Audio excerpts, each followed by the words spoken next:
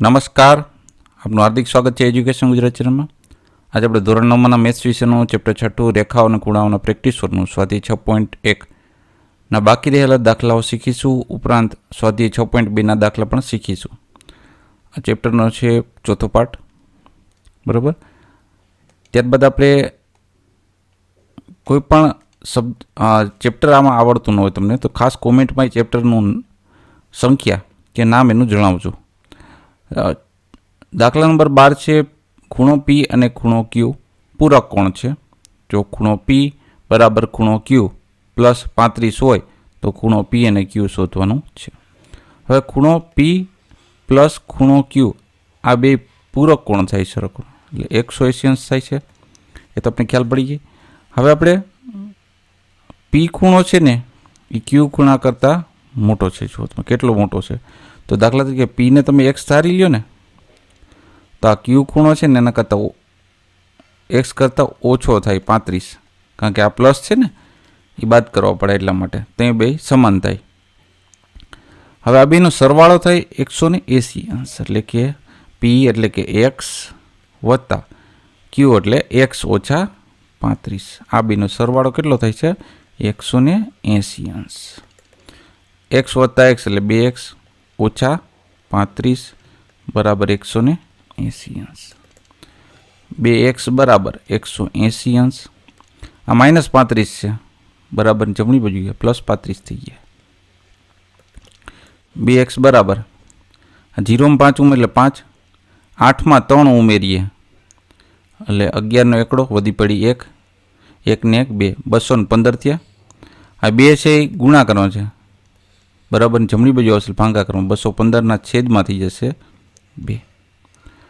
હવે આપણે 215ને 2 વડે ભાંગીશું. રેડી, 215ને 2 વડે ભાંગીશું. 2 એકુ 2, 2 માં 2 એટલે 0, ઉપરથી ઉતર 1, ભાગાયેલ તો નથી, ભાગમાં પડી 0 એટલે 5 એ ઉતરશે નીચે. 2 7 ને 14, 5 માંથી 4 છે એટલે 1 અને 1 માંથી 1 છે એટલે 0.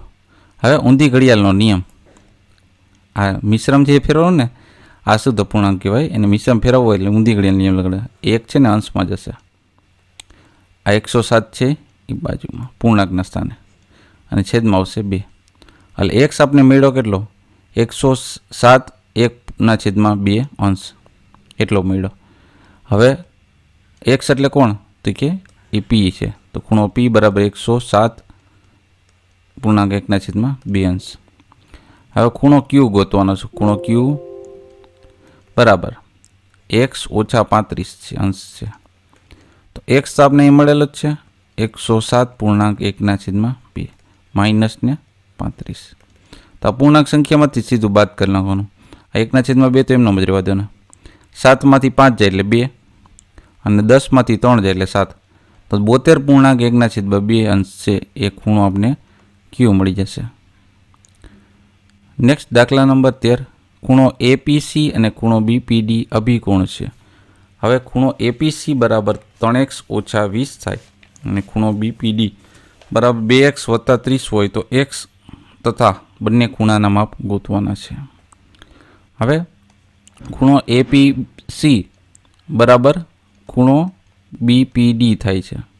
અભિકોણની જોડ છે એટલે સમાન હશે, એટલે બરાબર કર્યું વચમાં જો છે, અભિકોણ જોડ હંમેશા સમાન હોય. હવે એપીસીનું શું વેલ્યુ છે તો કે 3x ઓછા 20 અંશ બરાબર બીપીડી એટલે કે 2x વત્તા 30 અંશ. આ બે સમાન છે તો આમાંથી x આપણે મળી જશે. આ 2x છે બરાબરની ડાબી બાજુ હશે, 3x ઓછા 2x થઈ જશે બરાબર. આ 30 છે એ એમ નંબર રહેશે. આ -20 છે ડાબી જમણી બાજુ ગયા એટલે +20 અંશ થઈ ગયા. 3x માંથી 2x ગયા એટલે x બરાબર 30 માં 20 ઉમેરીએ એટલે 50 અંશ. એટલે xની વેલ્યુ શું મળી આપણે 50 અંશ. એ આપણે વેલ્યુ 2માં પુટ કરશું. ખૂણો APC બરાબર 3x ઓછા 20, એ 3 છે ગુણાકારમાં છે xની વેલ્યુ શું છે 50 અંશ માઇનસ 20 અંશ. 50 3 150, કારણ કે 5 3 15 પાછળ લખેલો મીંડું માઇનસ 20 અંશ. 150 માંથી 20 બાદ કર્યા એટલે 0, 5 માંથી 2 એટલે 3 અને 1 ને 1 એટલે ખૂણો એપીસી આપણે મળ્યો 130 અંશનો. હવે ખૂણો બીપીડી જોયા. આ ખૂણો બીપીડી બરાબર 2x વત્તા 30 અંશ છે. 2 ગુણકમાં એક્સની વેલ્યુ શું છે? 50 અંશ વત્તા 30 અંશ. 5 2 10 પછી લગન મીંડું એટલે 100 અંશ છે પ્લસ 30 અંશ. 100માં 30 ઉમેરી એટલે 130 અંશ. જે ખૂણો બીપીડી છે એ આપણે મેળવ્યો 130 અંશ. એટલે સમાન છે જો તો એ બંને અભિકોણ છે. અને એક્સની વેલ્યુ અહીંયા મળી ગઈ આપણે.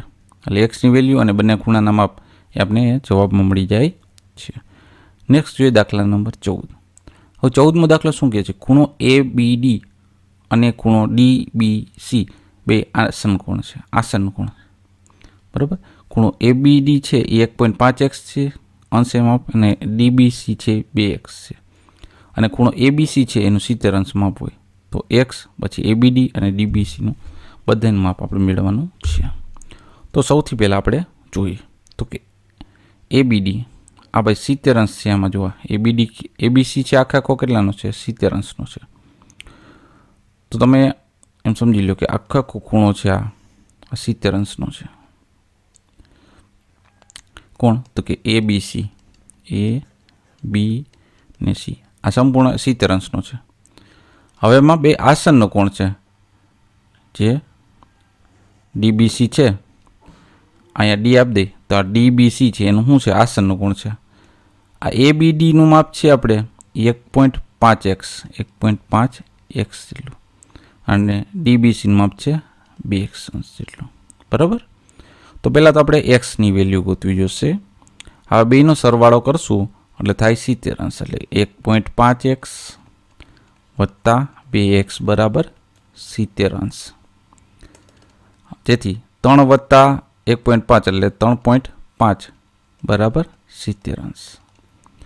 3.5 છે એક્સ અહીં સોરી એક્સ લખવાનું રહી ગયું. એક્સ બરાબર 3.5 છે તો આપણે 35/10 લખી શકીએ.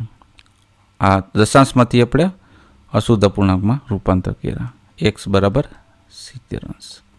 જેથી સરળતા રહી એમ તો 10 છે ભાગાકાર બરાબર ઓલી કરીએ ગુણાકારનો તો 35x બરાબર 70 ગુણકમાં 10. જેથી 35x બરાબર 7 × 7 ને પાછા લગાડે 2 મીંડા એટલે 700 થઈ ગયા. એક્સ બરાબર આ 700 તેમનું છે. આ 35 છે ગુણાકારમાંથી ભાગાકારમાં આવશે બરાબર અહીંયા બીજો 35 છે છેદમાં. આ બધાને ખબર છે 35 2 ને 70 થાય 35 2 ને 70 થાય. તો 1 મીંડું વધારાનું છે તો એને 20 ને આપી દઈએ. શું કામ એને? તો કે 35 રદ થઈ જશે. એટલે એક્સ બરાબર આપણે મળશે 20 અંશ. પહેલાં એક્સ આપણે મળી ગયો. પહેલો આપણે ક્વેશ્ચન સોલ્વ થઈ ગયો. હવે ખૂણો એબીડી ગોતીએ. એબીડી એટલે કોણ? તો કે 1.5x 1.5 એટલે 1.5 ગુણકમાં x આવશે એટલે 20 થયા. 1.5 એટલે કે 15/10. જો પોઈન્ટ રદ થઈ ગયો છેદમાં આવી ગયો 10. એકમને દશક ઉપર એટલે છેદમાં 10 આવશે ગુણકમાં 20. એક મીંડું રદ થઈ ગયું. 15 × 2 15 2 30 અંશ. તો ખૂણો એબીડી છે એ આપણે મેળવ્યો 30 અંશનો. ત્યારબાદ બીજો નંબરનો ખૂણો કોણ છે? તો ખૂણો ડીબીસી બરાબર 2x. તો 2 × x કેટલા? તો કે 20. તો 20 2 ને 40 અંશ. એટલે ખૂણો ડીબીસી મળશે આપણે 40 અંશનો. આપણે 6.1 સ્વાધ્યાયના 4 દાખલા જે બાકી હતા એ થઈ ગયા. હવે આપણે જોઈએ સ્વાધ્યાય 6.2. 6.2 સ્વાધ્યાયમાં આપણે પહેલો દાખલો છે આપેલ આકૃતિ છે બરાબર. જો એમાં PQ સમાંતર હોય RSને, આ સમાંતર છે હા તો કે હા, અને RS સમાંતર છે MN તથા આ X અને Y અને Z છે આ બે. અહીંયા 7 વેલ્યુ છે આની 11 વેલ્યુ છે. તો એક્સનું માપ આપણે આ ગોતવાનું થાય છે. તો એ કઈ રીતના થશે તો જોઈએ આપણે આગળ. તો પહેલાં આપણે શું માહિતી આપી જોઈએ તો કે PQ સમાંતર છે RSને અને RS સમાંતર છે MNને. આ બે વસ્તુ આપણે આપેલી છે. જેથી આપણે એમ કહી શકીએ PQ સમાંતર થયું MN, આ PQ સમાંતર થયું MNને. એવું કઈ રીતે સાબિત થાય તો કે આપણે પ્રમેય 6.6 આધારિત કહી શકીએ. જેથી આ x આ z તમે કરો આ જો આ x ખૂણો અને z ખૂણો સમાન થશે. કેના આધારે? x ને z ખૂણો સમાન થશે અંદરના યુગ્મગણ, અંદરનો ઝેડ બન્યો ને એટલે એને કોણ કહેશે? અંત યુગ્મગણ. તો હવે આપણે એમ કહી શકીએ PQ સમાંતર છે RS. હવે PQ સમાંતર છે RS ને, જેથી x વત્તા y, આ x ને y અંદરનો જે આંતરિક ખૂણો છે બરાબર, x વત્તા y આ બરાબર ખૂણો, એ બેનો સરવાળો કેટલો થાય છે? 180 અંશ. હવે બેની વેલ્યુ આપણે આઈપી ખ્યાલ છે કે વધારામાં કેવું હોય તો 180 એટલે છેદિકાની એક તરફના અંતકોણ, એમ તમે માહિતી આપી શકો કે છેદિકાની આ છેદી છે એની એક તરફના અંતકોણ થયા, છેદિકાની એક જ તરફના અંતકોણો બરાબર, x વત્તા y. આમ જોવા જાય તો x અને z છે એ પણ સમાન છે, x બરાબર z, અને x વત્તા y બરાબર 180 અંશ. જેથી આપણે કહી શકીએ y વત્તા z પણ આ y વત્તા z છે એ પણ કેટલા થતા છે? 180 અંશ. જેથી y જેમ z બરાબર 7/11 આપણે માહિતી અહીં આપી જ છે ઉપર. તો આ બેનો ગુણોત્તરનો સરવાળો કરીએ તો ગુણોત્તરનો સરવાળો